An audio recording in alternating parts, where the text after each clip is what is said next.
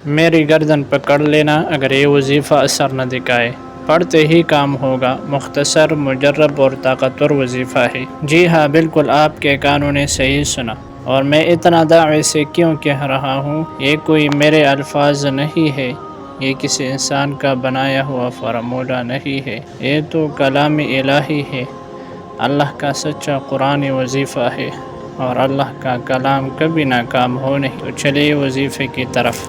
تو اگر آپ کسی ظالم، مخالف یا نقصان پہنچانے والے شخص سے پریشان ہیں تو اللہ تعالیٰ آپ کو اس کے شر سے محفوظ فرمائے گا۔ انشاءاللہ وہ شخص آپ کو نقصان پہنچانے کی ہمت نہیں کر سکے گا۔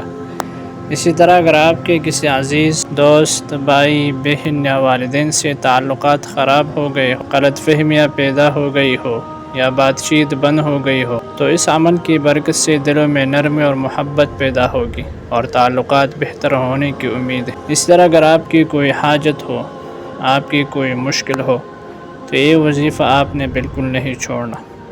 وظیفہ کا طریقہ یہ ہے کہ سب سے پہلے 11 مرتبہ درود شریف پڑھیں، اور پھر یہی آیات امن یجیب المضطر اذا دعاہ ویکشف السوء تاک عدد پڑھیں، 3، 5، 9 مرتبہ، اور آخر میں 11 مرتبہ پھر درود شریف پڑھیں۔